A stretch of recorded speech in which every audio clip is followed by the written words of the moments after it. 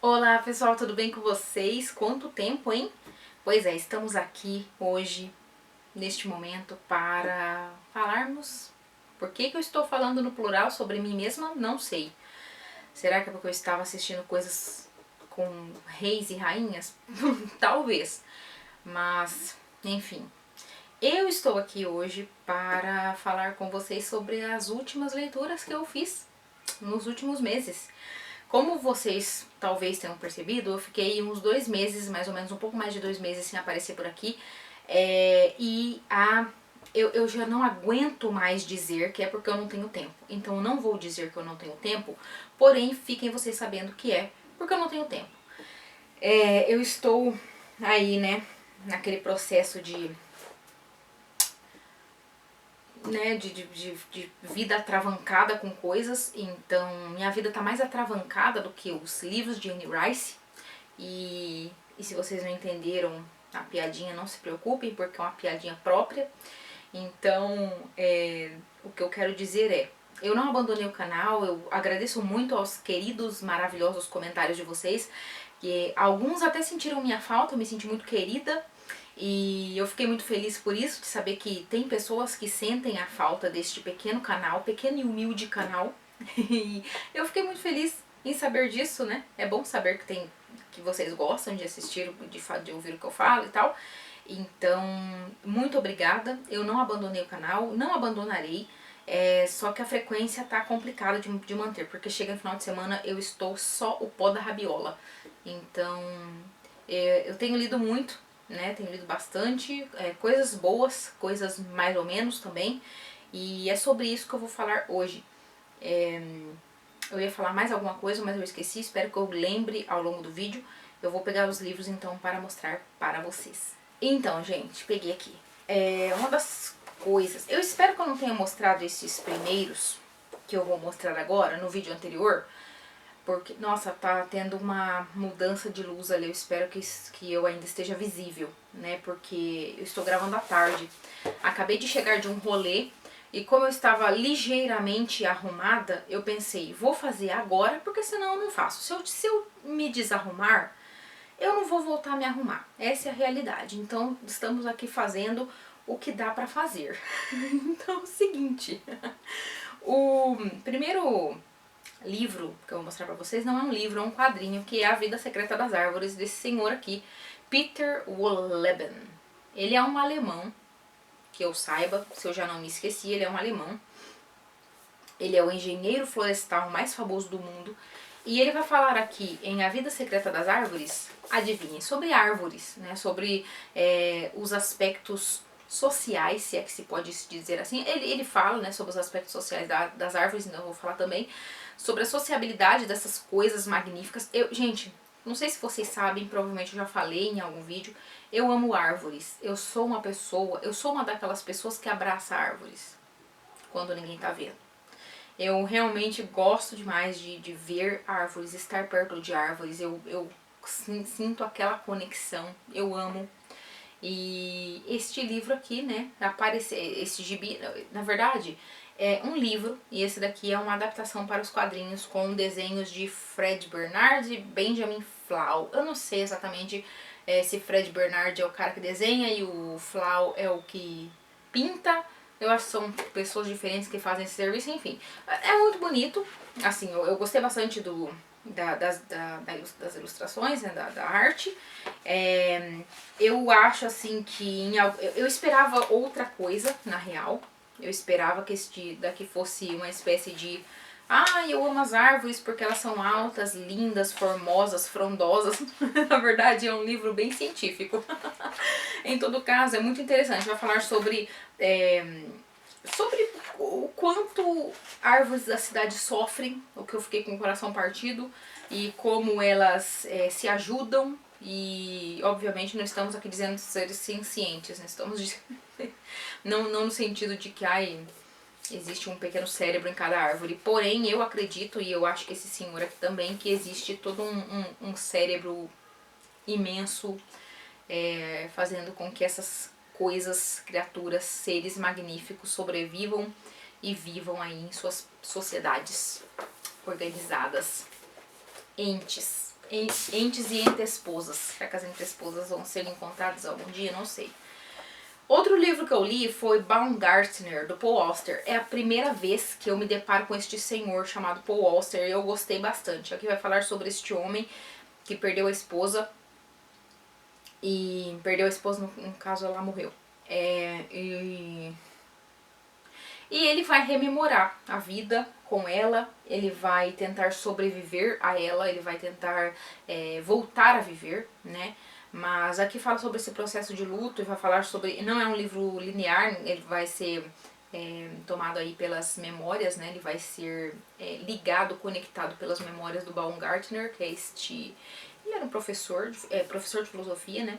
E é um belíssimo livro.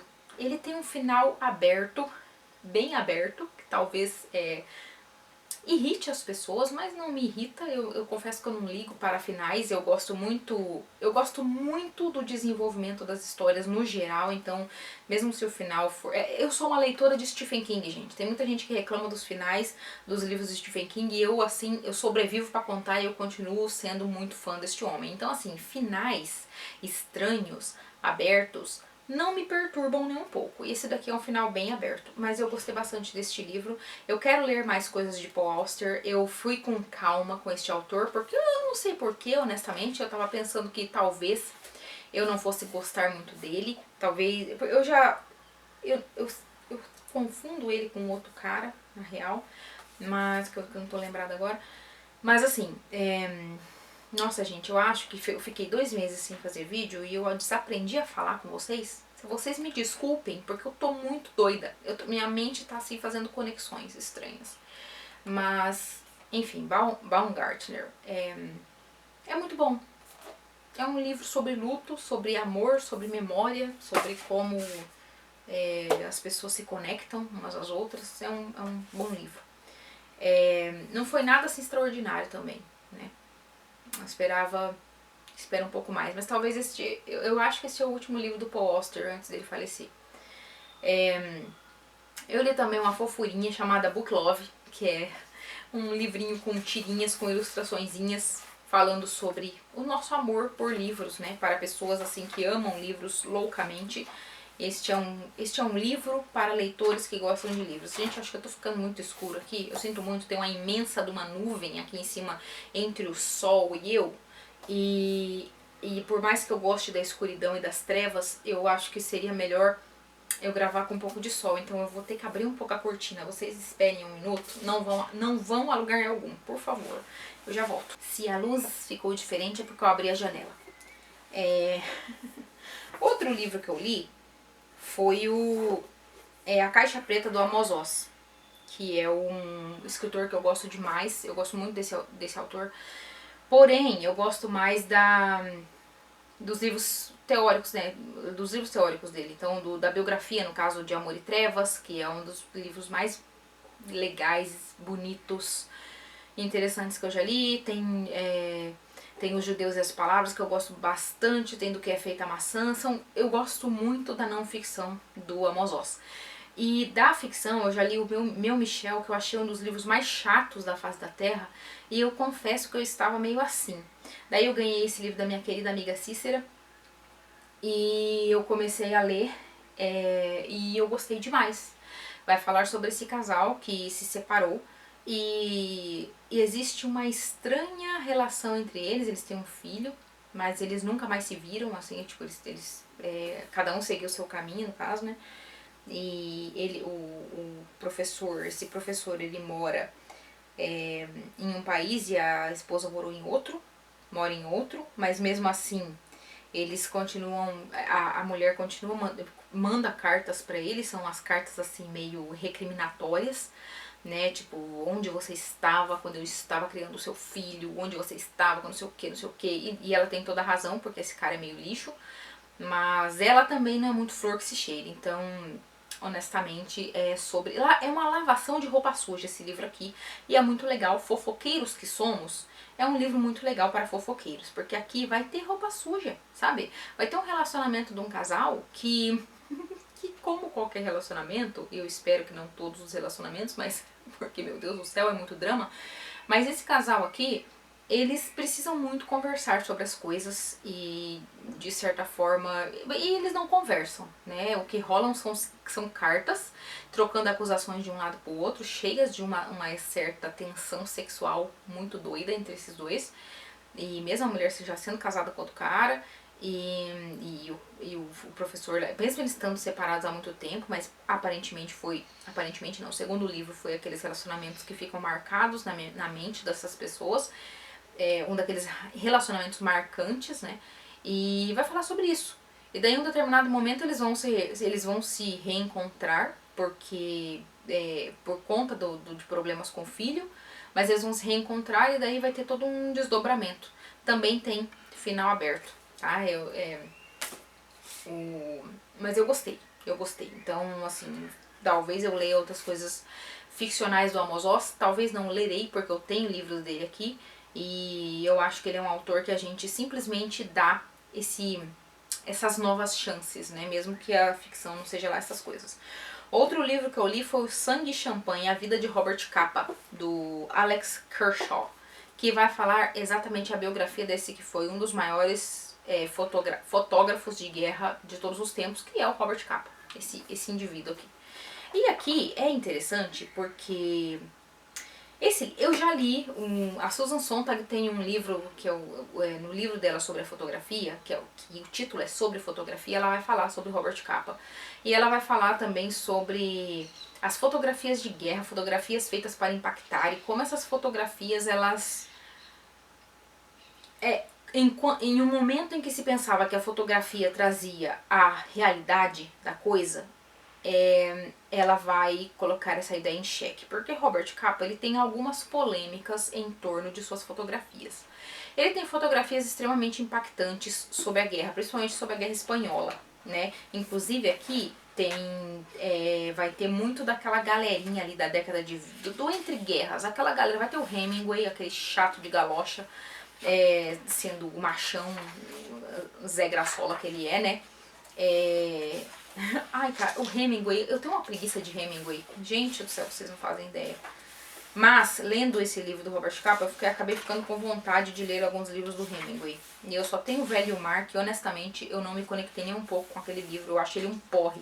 O único livro do Hemingway que eu gosto é o Paris é uma Festa, por motivos óbvios. Porque eu gosto bastante daquele livro e porque ele deu origem a um dos meus filmes favoritos de todos os tempos, que é o Meia-Noite em Paris, do Woody Allen. Eu não tô achando a foto aqui, eu acho que não tem. Que o Robert Capa, ele tem uma foto da Guerra Civil Espanhola, que é o soldado caindo, que é um cara que aparentemente foi pego no momento em que ele leva um tiro.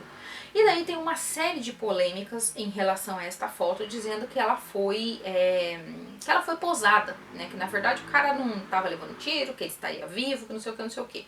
Ninguém chegou a uma conclusão assim que se possa comprovar acerca dessa foto, né?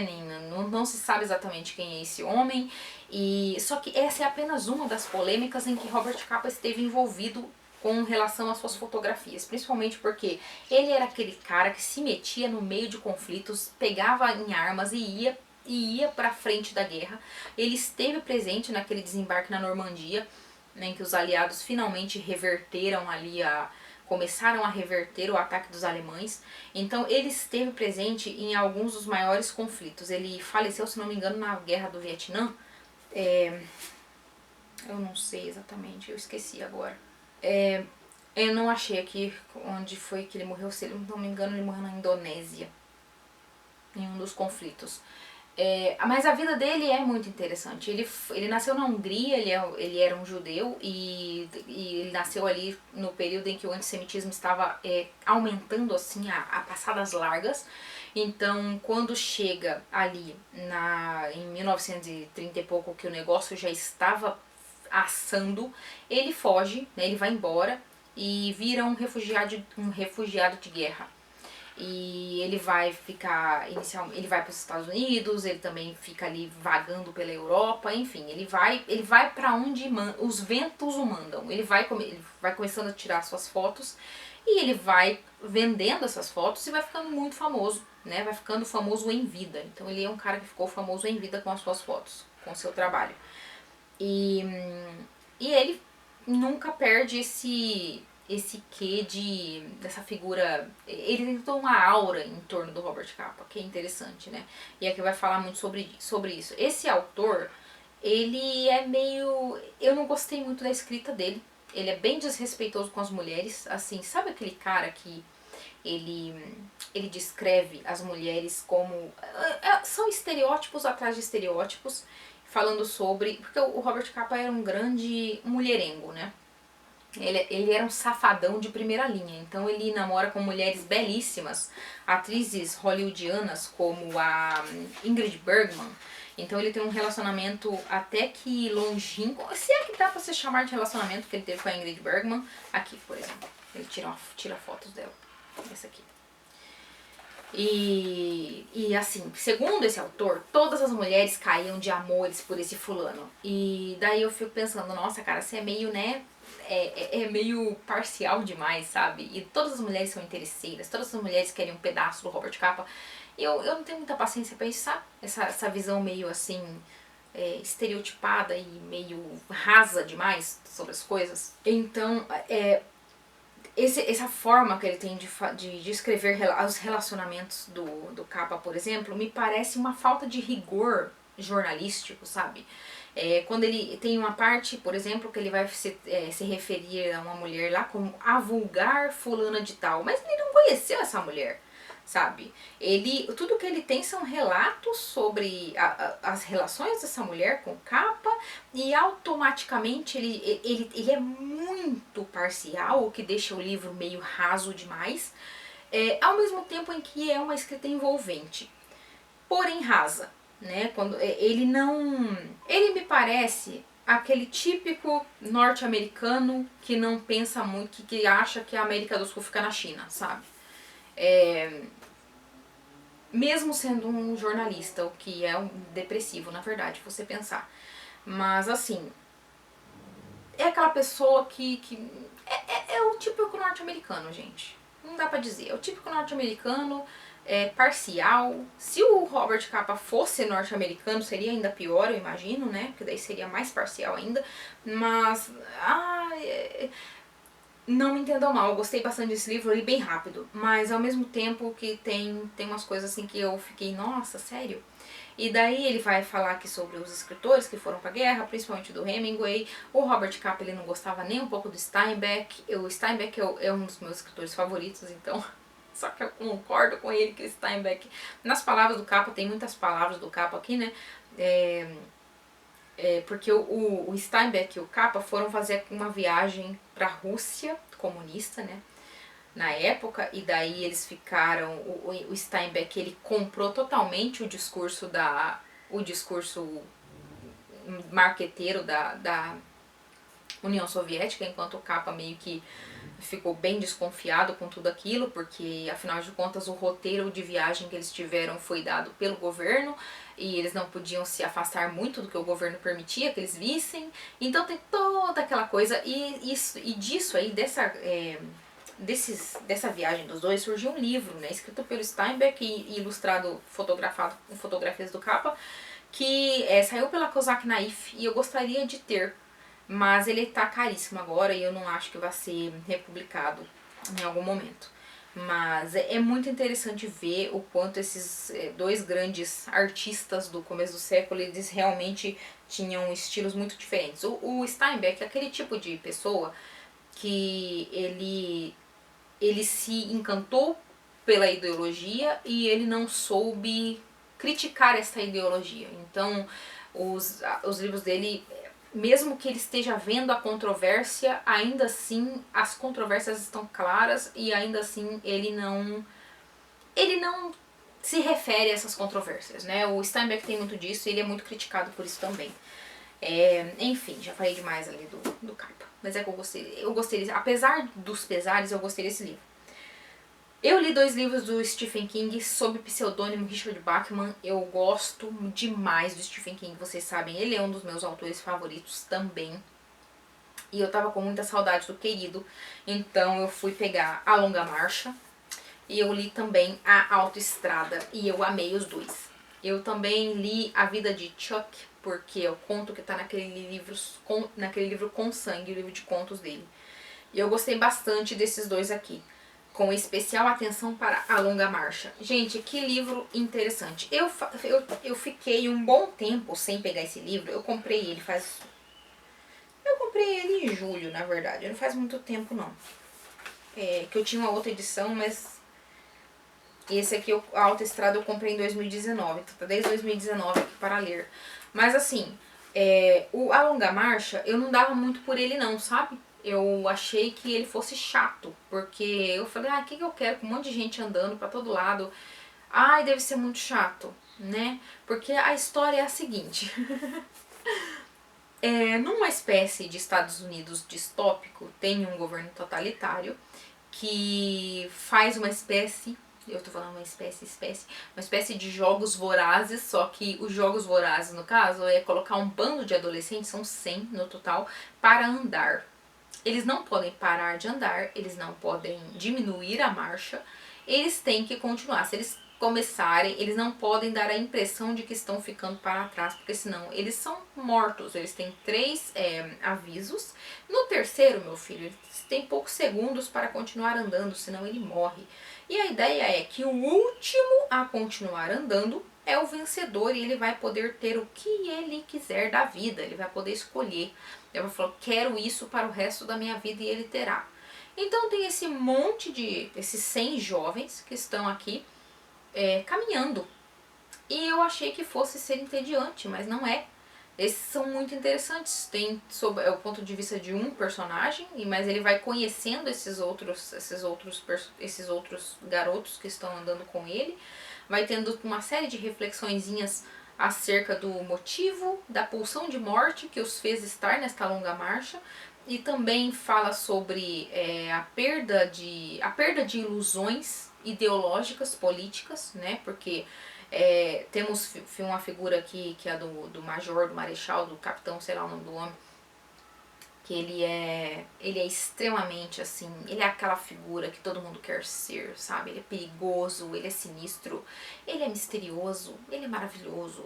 E os garotos olham pra ele com um misto de, meu Deus, esse homem é meu pai, com um tipo de ilusão, sabe, sobre essa figura heróica e tal. E aqui vai falar sobre a perda dessas ilusões, vai falar sobre o vazio das existências dessas pessoas, que não necessariamente estavam vivendo numa penúria, mas é um mundo um tanto quanto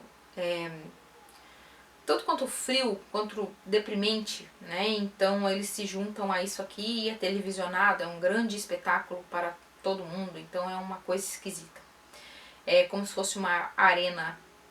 É a exaltação da violência como existe hoje, como sempre existiu, sempre existirá, porque é ser humano sendo ser humano, e é muito legal. Stephen King, ele é um mestre da narrativa, quer você goste ou não, o cara, ele conhece o ofício dele e ele o faz muito bem. Então, nós temos aqui essa escrita deliciosa do Stephen King, fingindo ser Richard Bachman. Eu não sei porque ele achou que isso fosse colar, porque a escrita dele é muito reconhecível. Ele tem um estilo que é muito reconhecível, pelo menos pra mim, que eu já li quase todos os livros dele. Então, assim, eu não sei porque ele achou que ele fosse passar como Richard Bachman e ninguém ia perceber. Bobinho ele, né? Enfim, gostei bastante deste livro aqui. E assim como eu gostei também da Autoestrada. Eu li a Autoestrada primeiro, na real. Gostei muito desse livro. Esse livro vai falar sobre este cara que tem uma casa que será demolida em breve. Por quê? Porque uma autoestrada vai passar onde está a rua deste homem. Então todos os vizinhos dele já aceitaram o pagamento ali pela sua casa, né? Vai ser desapropriado o terreno, de todos os terrenos vão ser desapropriados, inclusive do personagem principal. Mas ele simplesmente não consegue se desvencilhar dessa casa. Por quê? Aqui é um outro livro também que vai falar sobre o luto. Nós temos aqui o Stephen King, o Stephen King falando sobre as memórias, sobre esta casa deste homem. Ela é o depósito de todo o amor que este homem sentiu pelo filho dele que morreu. O filho dele teve uma doença e morreu. E só que em cada espaço daquela residência tem ecos desse filho falecido. E ele simplesmente não consegue lidar com esse luto.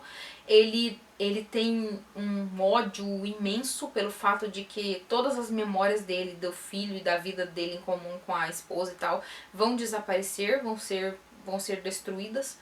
E ele resolve lutar contra esta grande máquina do Estado. Então aqui nós temos este homem fazendo coisas estranhas, coisas violentas e ao mesmo tempo coisas que não têm nenhum sentido. No caso, assim, não tem nenhum sentido.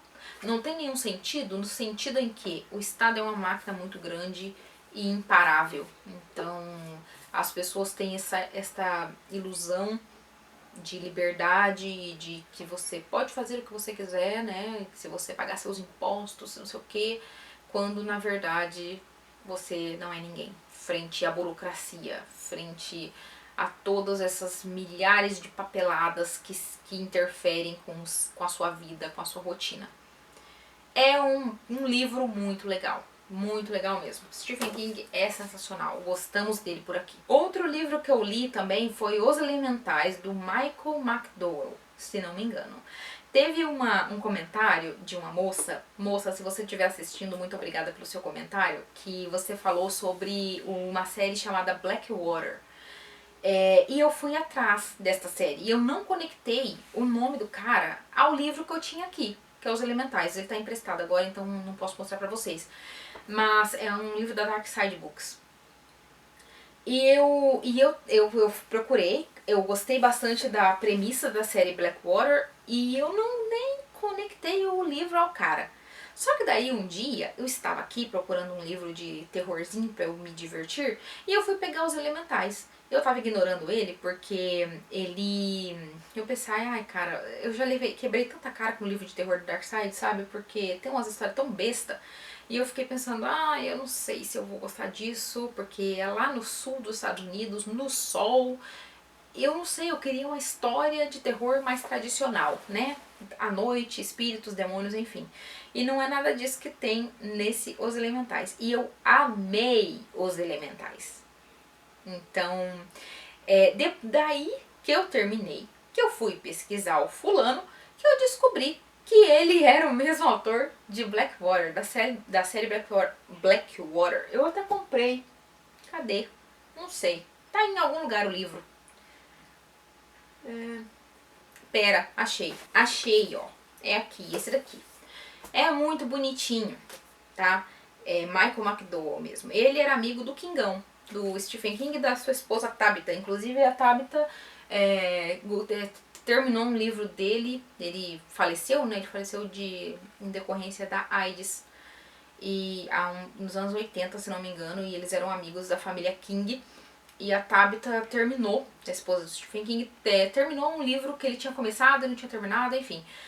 Eu não fui atrás desse livro porque, honestamente, eu não gosto da Tabitha King. Eu acho o livro dela insuportável. Eu li aquele livro, O Miniaturista, eu comecei a ler, eu achei tão insuportável que eu não consegui continuar. E daí, com personagens idiotas, história besta, não consegui, então não tô afim de ver ela terminando nada não. Mas, olha a belezinha que é esse livro. Eu acho esse livrinho tão lindinho e é uma série. E eu vou ler ele qualquer hora aí, quando eu tiver afim. Então eu comprei o primeiro volume, se não me engano são 5 ou 6. Mas muito obrigada, moça, que me deu a dica, porque eu fui pesquisar. Apesar de eu não ter conectado uma coisa a outra, é o mesmo autor de Os Elementais. Enfim, Os Elementais. Os Elementais vai falar sobre essa família muito estranha, que eles têm uns rituais esquisitíssimos quando morre alguém da família. Tipo, de fazer coisas com o corpo, no caso, colocar uma estaca no coração, destruir a pessoa. Isso tudo tem a ver com uma residência da família que é no Alabama. Ai, gente, olha, faz um tempo já que eu li e daí sabe com o que, né?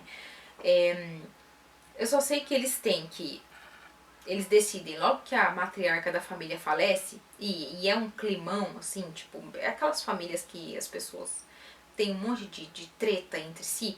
Eles vão partir para essa casa, para essas casas de veraneio, né? É sempre verão nesse lugar, que horror.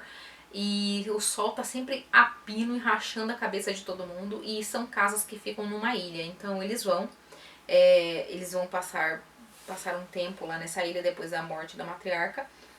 E coisas vão começar a acontecer.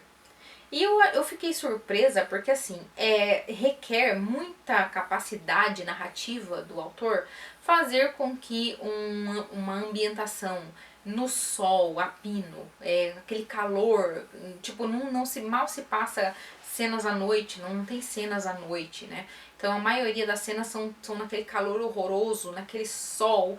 E requer muita habilidade do autor de uma história de terror fazer uma coisa assim. E eu fiquei positivamente surpresa porque eu amei este livro.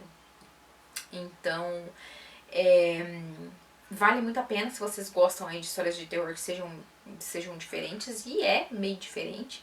Fala também sobre memória, né, o livro. Livros de terror de fantasma geralmente falam sobre memória, os bons livros pelo menos. E eu tava com saudade de ler coisas de terror, então foi uma boa pedida. Em todo caso, eu vou responder os comentários, viu, gente? Eu dei um prazo a mim mesma de até sexta-feira da semana que vem responder todos vocês. Enfim, muito obrigada pelos comentários. Por favor, comentem, porque eu vejo o comentário de vocês e eu falo assim, você quer saber? Eu vou ser uma mártir da minha própria vida e eu vou deixar de descansar para gravar vídeo, porque essas pessoas são adoráveis, entendeu? Eu tenho que gravar vídeo para essas pessoas que sentem a minha falta. Então, assim, os comentários de vocês me deixam felizes, Nossa, meu Deus, enfim, os verbos estão se conjugando de formas esquisitas. Eu li também um livro que eu achei maravilhoso. Eu amei esse livro. Outro livro sobre luto, gente. O que está acontecendo? Estou monotemática. Que foi Hamnet, da Maggie O'Farrell. Eu li este livro na esperança de que o filme iria aparecer aqui na minha cidade, porém não apareceu. Né? Eu achei que ia aparecer no cinema e eu ia assistir no cinema. Eu não sei se não apareceu, eu não pesquisei na hora, sei lá. Só sei que ele já provavelmente já saiu de cartaz e não chegou aqui no interior do Paraná. Mas em todo caso, este é um belo livro. Eu acho que a câmera vai desligar, peraí. Este aqui é um belíssimo livro. Nós aqui temos a história do Hamnet, que é o filho do Hamlet, senhor, o filho do William Shakespeare.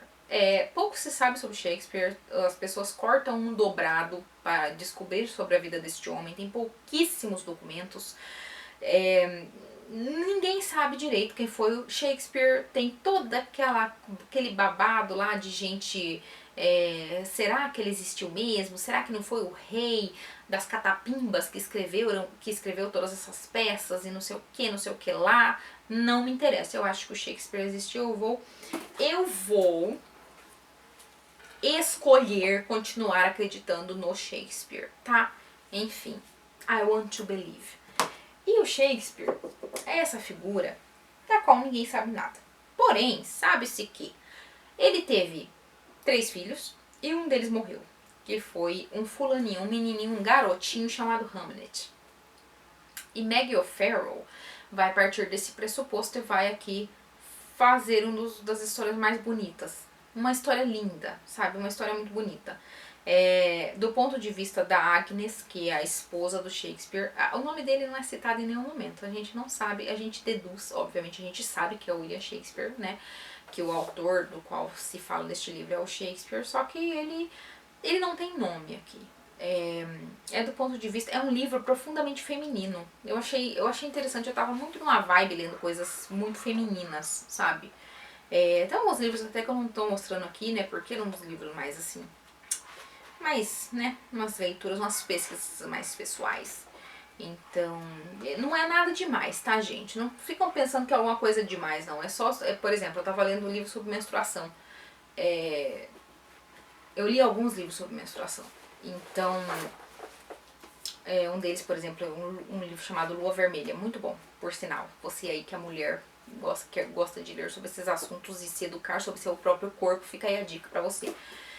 Enfim, os parênteses. Enfim, eu tava nessa vibe de leituras femininas e daí eu peguei esse livro e eu achei ele lindo. Aqui tem tudo que eu amo, tem natureza, tem conexão com ervas, tem uma espécie de bruxaria natural que não é nada de místico, não é nada místico, sabe?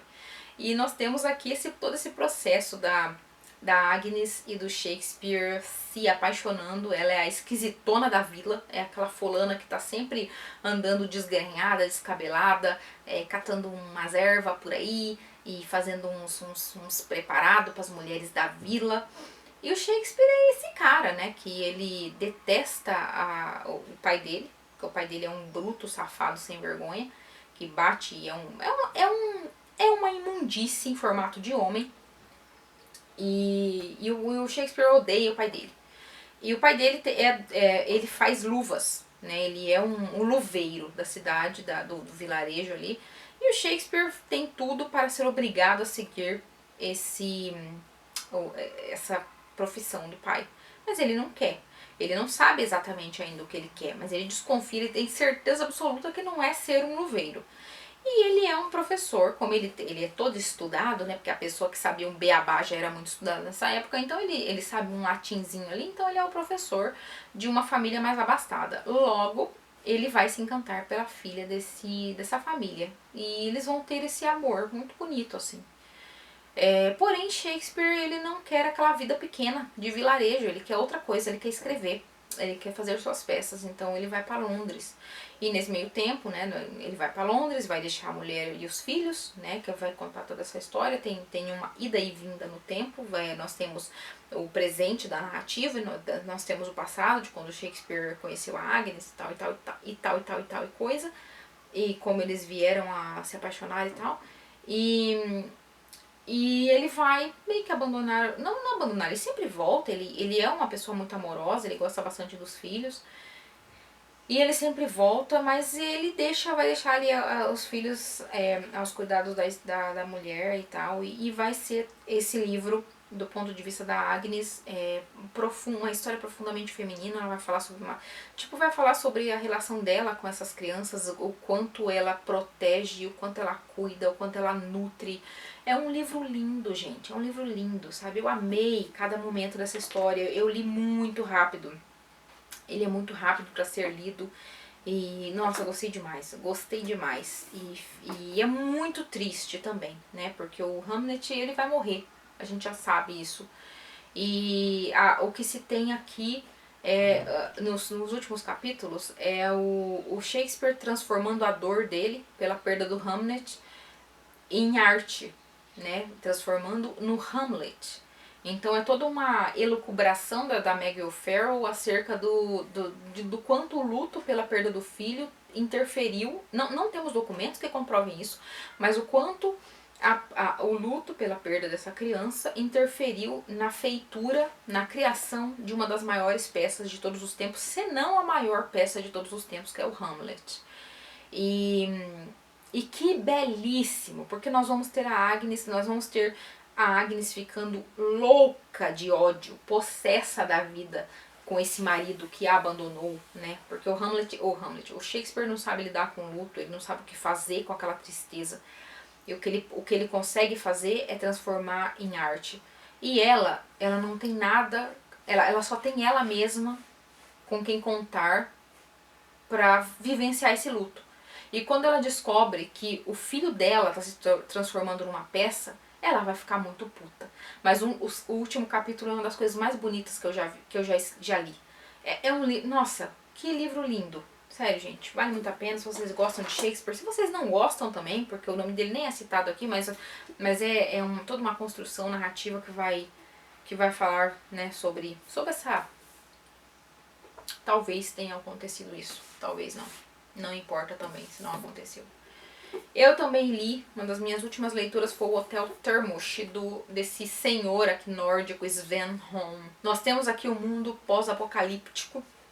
Aconteceu provavelmente bombas atômicas foram explodidas em algum lugar e todo mundo foi pro beleléu, o mundo inteiro, menos um grupinho de ricos, né? Óbvio, né? Por que não? Porque só quem se estrepa nessa vida é pobre. E vai ter esse hotel aqui em que as coisas não é exatamente um lugar idílico, parece um hotelzinho qualquer coisa, mas assim, no fim do mundo, né? Quem tem um quartinho de 1 metro por 1 metro já é alguma coisa. Então tem essa galera aqui que pagou adiantado, como se fossem parcelas de um... ele até faz essa comparação aqui no livro, como se fossem parcelas de um seguro médico, né? Um seguro... esqueci agora. Seguro de saúde. Eles pagaram por esse hotel em parcelinhas. E então assim, o que me faz pensar que eles não são tão ricos assim, né? Eles são ricos.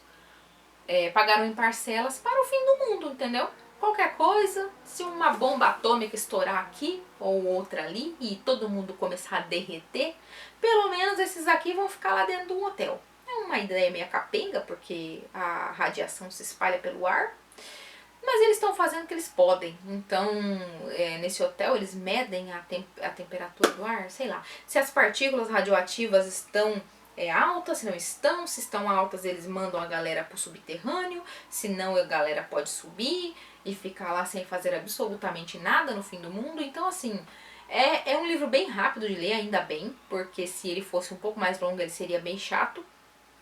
Mas ele é interessante de ler. Ele não tem nada demais, na real. Né? Ele foi escrito ali, sei lá, nos anos 1967. Foi publicado em 1967 e contexto de Guerra Fria. Porém, aqui não é citado muito essa questão. Fica o medo das bombas, fica o medo das guerras atômicas, né? Do famoso botão vermelho em que o mundo iria ser lançado pelos ares. Mas aqui não fala exatamente sobre nossa, nós e eles, a Rússia, a União Soviética, meu Deus, que medo, ou então os Estados Unidos, muito bonzinho, muito mocinho, né? Estados Unidos que ajudou todo mundo na Segunda Guerra Mundial, eles são maravilhosos, não são? Ai, que delícia. Enfim, contei ironia isso aí que eu falei. E a malvadona da União Soviética, então não tem nada disso aqui, né? Ao contrário de muitos livros da época. Mas, gente, tô ficando tanto sono, mas assim... Eu dormi pouco essa noite. Não sei o que aconteceu. Eu perdi o sono essa noite. Então eu tô com sono, entendeu? Ai, ai. Enfim. Enfim. Esse é um livro... É um livro bem legal. Não é extraordinário. Mas vale a pena se você quiser se divertir aí com guerras atômicas. Quem nunca, né? Eu li um livro do senhor Honoré. Do senhor Balzac. Eu comprei esse livro pela capa, eu não tenho vergonhas de admitir para vocês, porque eu teria. Não tenho vergonha de nada nessa vida. Talvez de uma ou duas coisas que eu não vou contar para vocês, pelo motivo exato de que eu tenho vergonha. Mas eu comprei esse livro pela capa e não ligo de dizer isso, que foi a obra-prima ignorada do Honoré de Balzac. Temos aqui um livro sobre... arte, tem várias coisas, na verdade, sobre... ele é muito lindo, ele tem pinturas lindas, eu gosto desse estilo de arte, sabe, desse estilo mais clássico, eu gosto bastante desses traços. Eu sou uma pessoa de pinturas clássicas, eu sou uma pessoa que é apaixonada pelas pinturas do romantismo, e aqui me parece, tem alguns traços de pintura do romantismo. Eu tenho vários quadros do romantismo. Tenho um belíssimo que eu ganhei de uma amiga querida minha, que é um belo quadro, mas vocês não estão vendo. Talvez um pedacinho deles vocês estejam vendo. Eu tenho vários quadros. Enfim, né? Por que, meu Deus, que eu tô falando isso? Nós vamos ter uma discussão sobre arte aqui. Não vai ser nada aprofundado. Não vai ser nada extraordinário, principalmente para quem se interessa por esse tema. Mas aqui nós vamos ter o que é arte, como que você define, o que é a inspiração, em quem você se inspira. É correto você viver nesse mundo das ideias ao invés de você ver a realidade que está ao seu redor? Coisas desse tipo. O que nós temos aqui? Nós temos esse jovenzinho, que ele é um jovem pintor, um jovem aspirante. Ele ainda não desenvolveu lá muitas coisas não, ele faz uma obrazinha boazinha, mas nada de extraordinário, e ele tá ali rondando a porta de um pintor famoso que ele admira muito. E esse pintor famoso, ele está lá rondando a porta, tentando encontrar coragem de bater a porta, quando aparece um fulano do nada, todo mundo muito esquisitão em sua aparência, muito peculiar, com um rosto muito expressivo, e esse cara bate a porta, entra, ele aproveita e entra junto, vai entender, né? E esse pintor famoso vai supor que ele é algum ajudante desse homem que entrou, e esse homem que entrou é uma espécie de benfeitor das artes, então ele paga para artistas. Só que ele também está desenvolvendo uma pintura que ninguém nunca viu. Há mais de 10 anos ele desenvolve esta pintura.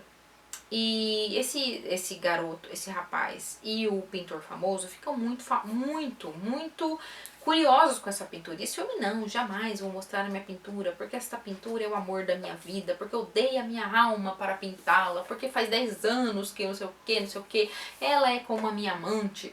Daí o jovenzinho vai pra casa e ele pensa lá com seus botões, porque vejam bem, ele tem uma amante muito bonita, essa amante ela é apaixonada por ele, né, porque ele é maravilhoso, e ela é apaixonada por ele, e ele pega e ele tem uma ideia.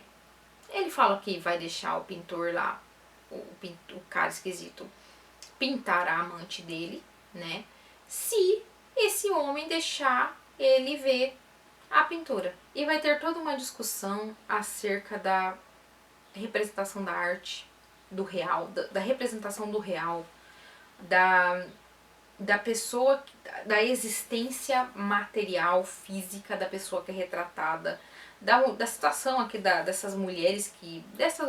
Tem duas mulheres que aparecem aqui sendo retratadas nesse livro, né, que tem a figura lá que foi retratada por esse pintor esquisito, e tem essa moça, essa jovem amante que vai ser obrigada, meio que obrigada a posar para este pintor também, né, em troca de ele conseguir ver uma outra mulher na tela.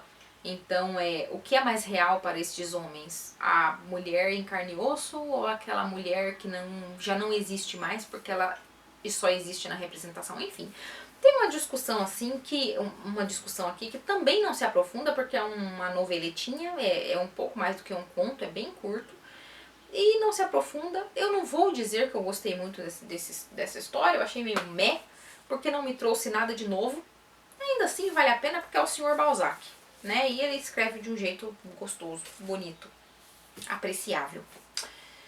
Eu li também Uma Grande Pataquada. Eu vou dizer pra vocês uma coisa, eu sou uma grande defensora de fanfics de Harry Potter. Eu já li coisas muito boas de fanfics de Harry Potter. Eu sou uma escritora de fanfics da Aliança Três Vassouras, entendeu? Eu não sei se vocês se lembram disso, porque faz uns 25 anos já, meu Deus, como eu sou velha, em que a gente, jovenzinhos, adolescentes apaixonados por Harry Potter, a gente escrevia, a gente jogava RPG com personagens criados por nós mesmos. Então Harry Potter foi aquele tipo de vício inacreditável que transformou a vida de muita gente, incluindo a minha. Muita coisa, muito do que eu sou hoje, eu devo também a Harry Potter, né? A esta criação que revolucionou a minha adolescência. Então, o fato de eu gostar de escrever, de eu gostar muito de fantasia, de eu desenvolver histórias de fantasia que nunca foram publicadas, porque eu tenho uma certa... Como eu já li muita coisa, eu não admito escrever coisas ruins. E como eu não tenho lá muita capacidade de escrita, eu falo, pois não escreverei. Eu fico com essa história na minha mente só para mim mesma. Quando estou sem nada para pensar, eu fico pensando nas minhas histórias que só existem. Olha eu aqui com a minha obra-prima ignorada, né? Não é mesmo? O que me leva ao seguinte ponto. Eu também era uma grande fã de fanfics em que Draco e Hermione ficavam juntos. Ai, vocês estão me julgando agora, né? Eu espero que não. Mas enfim. Se a história é boa, eu leio, eu não tô nem aí. E eu tô dizendo que essa história aqui é boa? Não exatamente. Só que eu fiquei sabendo desse livro aqui, chamado Alchemized, dessa fulana, Senlin Yu. E daí eu fui atrás, eu descobri que era uma fanfic bem famosa chamada Manacled. É escrito Manacled, então Manacled, sei lá como é que se fala. E daí eu fui atrás desse imenso livrão de 900 páginas. E eu comprei e eu gostei bastante. Eu gostei da história. Sabe quando você está muito ciente de que o livro é mal escrito? Que tem um monte de pataquada, mas ao mesmo tempo você não consegue largá-lo e você gosta? Então eu considero que esse livro ele supriu exatamente o papel que ele tinha que suprir, que era me divertir. Mas assim, eu achei a construção de mundo meio inconsistente, na verdade bastante inconsistente, tem um monte de pataquada que não faz muito sentido. Os personagens, a mocinha é uma idiota, porque ela tem toda uma lealdade para com esse fulano, que a gente sabe que seria o Harry Potter, mas que foi transformado em um outro cara aqui, por razões óbvias de direitos autorais. Só que parece que a autora, ela supôs que você fosse ler este livro e pensando, esse aqui é o Harry Potter, então se essa fulana é a Hermione, ela gosta dele, ela é leal a ele por este motivo. Por esse motivo de ser Harry Potter e Hermione. Mas vamos combinar que isso aqui não é Harry Potter e Hermione. Ela tinha que ter criado uma amizade desses personagens que fizesse sentido. Porque essa fulana, ela é extremamente leal a esse cara. Mas a gente não sabe exatamente por quê. O relacionamento deles não é viável, a gente não confia, sabe? Você não vê o relacionamento acontecendo. Então é um relacionamento meio besta. Mas sobre o que fala esse livro? Esse livro é o seguinte: teve uma grande guerra em que existia esse grande necromante, que seria o Lord Voldemort, né? Mas aqui é chamado de necromante supremo. Que é esse cara que ele quer viver pra sempre. Mas quem nunca, né? Quem não quer? E ele quer viver pra sempre, logo ele vai tentar descobrir uma forma de reanimar corpos e para que a alma seja passada de corpo em corpo, e esse é o grande bafafá com esse cara. Só que ele precisa de poder, ele precisa também de da magia que existe ali, não é chamado de magia, é uma alquimia que tem aqui, tem todo os processos alquímicos que não convencem. É uma construção de mundo, como eu disse, que deixa muito, muito, muito a desejar. Mas essa moça, essa fulana, ela é uma médica curandeira lá, alquímica, que não é lá levada muito em consideração, porque neste mundo é extremamente machista. Sabe, eu tenho uma preguiça, gente, porque assim, se você vai se dar o trabalho de escrever uma história de fantasia, sabe, por que, né? Por que fazer as mulheres serem tão abestalhadas? Porque o mundo é tão assim, tipo assim, eu não tô... Eu entendo que tem mundos de fantasia em que são inspirados na Idade Média ou sei lá, coisas assim. Então é importante ter uma certa... Porque eles claramente são inspirados na história real. Mas esse aqui é um livro de fantasia, gente. Não tem motivo, sabe? Pra ficar perpetuando um monte de estereótipo de gênero. Porque é meio besta, na verdade. Deixa a história meio troncha. Né? Então nós temos essa fulana que é meio genial, porque afinal de contas ela é para ser a Hermione Granger, só que ela é meio assim, porque mulheres não podem usar alquimia, porque elas são impuras, porque elas só devem ser mães. Ai, meu Deus. Enfim, quando chegava nessas partes eu tinha vontade era de pular. Porque o que tava. Mas eu gostei. De qualquer forma, eu gostei do casalzinho aqui, então eu fui até o fim. Eu estava numa semana muito peculiar da minha vida. Que eu não estava querendo ler mais nada, eu só estava querendo ler uma pataquada. Isso aqui é uma bela de uma pataquada. Se você ignorar o fato de que o mundo é inconsistente, de que as relações são inconsistentes, de que as pessoas são meio burras aqui, você vai se divertir. Eu ignorei tudo isso e eu digo isso sem nenhum problema, porque às vezes tudo que eu quero é um livro besta, sabe? Nem só de Dostoiévski viverá o ser humano. Eu tô citando Dostoiévski porque eu tô lendo Os Irmãos Karamazov e, meu Deus do céu, eu tive que parar um pouco porque aquele livro ele suga as energias da gente. Agora esse aqui não. Esse aqui repõe. Ou se não repõe, ele mantém, entendeu? A energia da pessoa, ela mantém a mesma coisa, porque você não precisa pensar muita coisa não. Você só vai. É tipo você sobe no carrinho e desce a ladeira, entendeu? E daí tem aqui esse cara que tem o Lord Voldemort aqui, o Necromante Supremo, ele tá conseguindo seus asseclas prometendo vida eterna, né? Só que a vida eterna é muito podre aqui, porque é literalmente muito podre, porque são cadáveres reanimados. Então assim, meu Deus do céu, gente, vamos tomar atento, né? Dá vontade de entrar na história e falar, ô gente, sabe, nesse mato tem cachorro, é muito ruim. E daí, mas o povo aqui parece que é meio tonto mesmo.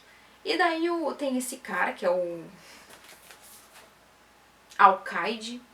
Não sei, essas histórias de fantasia sempre tem esse monte de nomezinho que a gente tem. Eles querem que a gente decore, mas eu não sou obrigada, eu não vou decorar nada não.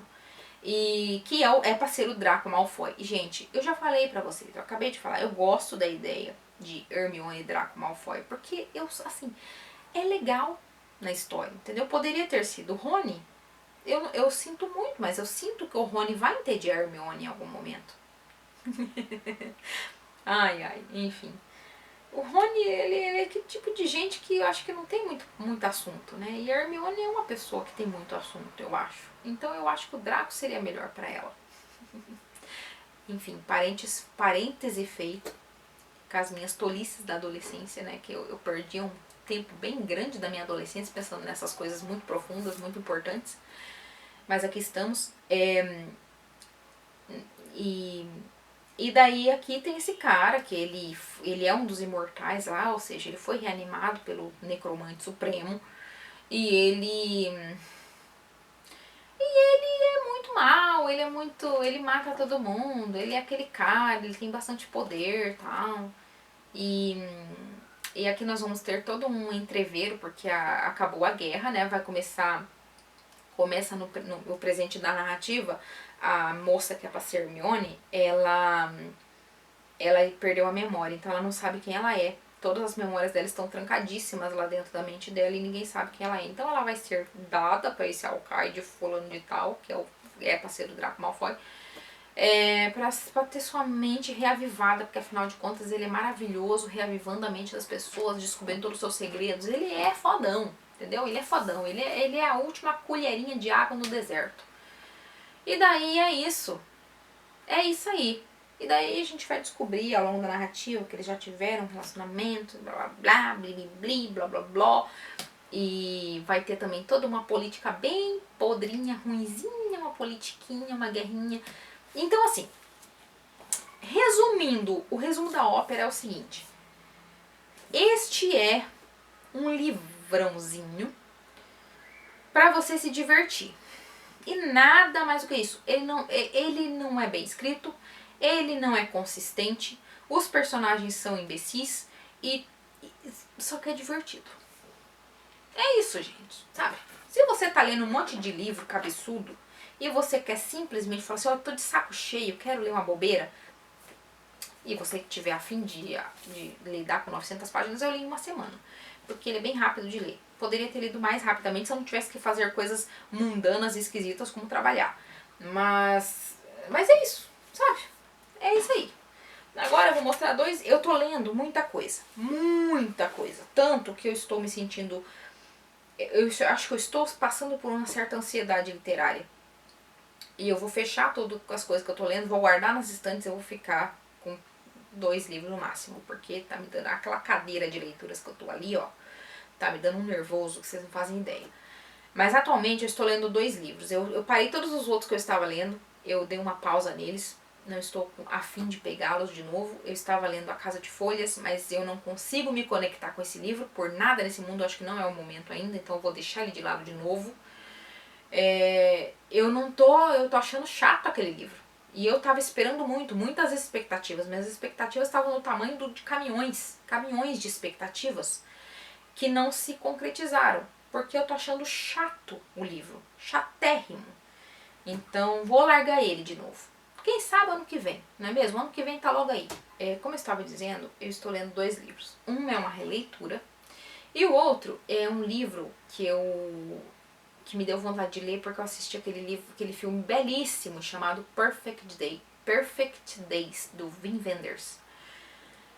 Que é um filme que é sobre, era pra ser, é interessante a história desse filme, eu vi alguns vídeos sobre isso, que era pra ser uma espécie de marketing sobre os banheiros super tecnológicos do Japão, as ideias, e acabou se tornando um filme, e tá na Netflix. Quando eu descobri que tá na Netflix, eu falei, meu Deus, quero assistir agora, porque eu pensei que ia pra MUBI, né, porque isso é um filme de MUBI.